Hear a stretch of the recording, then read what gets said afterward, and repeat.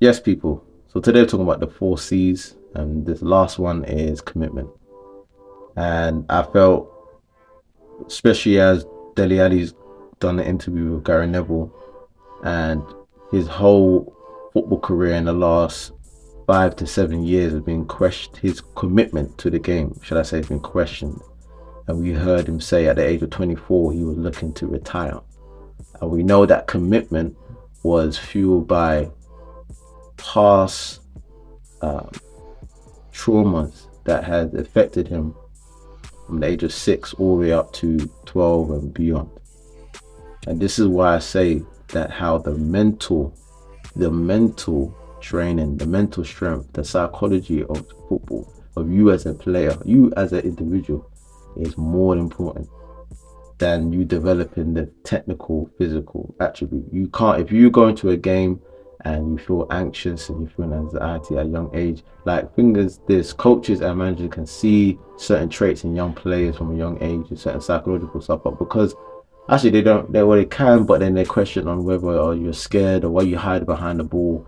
But if they don't tackle that and strengthen it, it will just grow as a virus, and then they will just get out of control. And some people, most people, do not peak their potential based on psychological hindrances. I remember back in 2013 when I had the no 2014 when I had the chance to meet Arsene Wenger when I was doing a course at the uni, London Met, and one of the things that he was speaking about is how he still can't puzzle his mind on this, where players would do so well up from academy football all up to under 18s, but then it's like that transitional gap from that state to the first team, like how psychologically they just freeze, that they go into a state that they was never in before.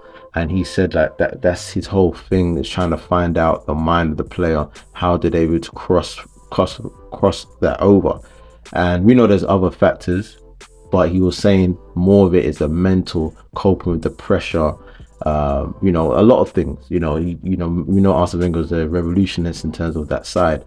So today we're talking about this, and I'm hoping now that Dele Alli's come out and spoke about this, that it encourages other footballers to also talk up, and also puts accountability on clubs to ensure that players' mental state is more kept up. They're coming back from pre-season, and they do all, we've got the best physical equipment, the best technical equipment to ensure that they're in right shape. We can even tell whether they're going to be injured or not, but there is the lack of awareness to be able to say, all right, well, we can see this here in a mental capacity.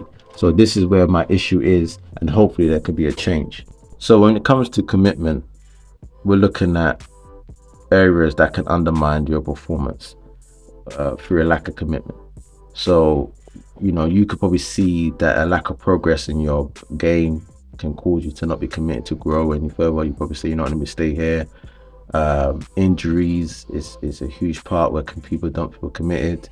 Lack of enjoyment, anxiety about performance, becoming bored, not having any cohesiveness with the coach, and just a lack of commitment by other athletes or even yourself. And I feel, you know, I know players, for example, who've got the ability, got the talent to play the game, but they're lacking commitment. They're lacking commitment to say, I actually really want it. I want to develop as a player. And I feel that this is a 70 to 80% issue in a lot of people who are born in environments where there is other escape routes other than football.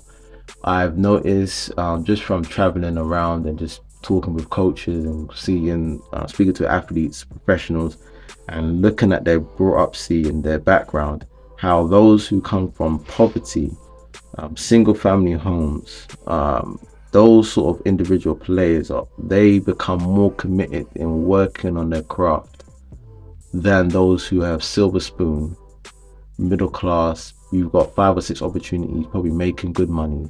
They're not committed. I've just noticed it. This is why my coach Prime in America, he only signs for certain positions, certain players who have certain backgrounds. He will say, "Oh, if you're from is your mom? You live with your mom? Yeah, I'm living with my mom. Dad's around? No, dad's not around."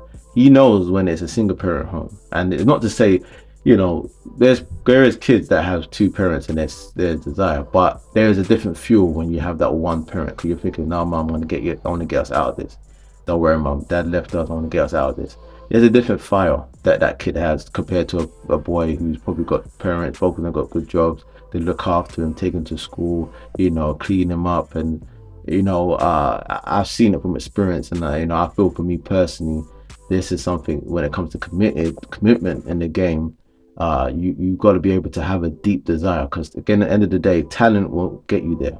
You got to have more than talent. You got to be willing to work, and grind, and you got to be passionate about it. And so, I love when Coach Prime and many other D1 and other college teams pick certain players. And I don't know if that has been yet exposed yet in the UK in terms of football, but I'm sure that they will probably look at this demographic and say single parent players um, offer a different type of fuel to the fire than those who come from a silver spoon background, because their meat for the grind is different. They're grinding for something to say, mom, getting us out of there. Or your brothers and sisters are living in, 2-bedroom flat, 5 siblings, that sort of stuff. Council state, rough estate, that sort of environment background. When you got fuel to say, I'm getting us out of this mud. Listen, that kid, if he can stay focused, he will get them out. With the right people around him in the environment. So let me know about commitment. When it comes to commitment, the only way, and not the only way, but one of the ways that helps is to develop the SMART principle, which I've seen to have good results, so you can stay on task using the SMART principle. I did a video already, which you can check it out. But let me know what you think about this. Remember to like and subscribe, and let's keep going.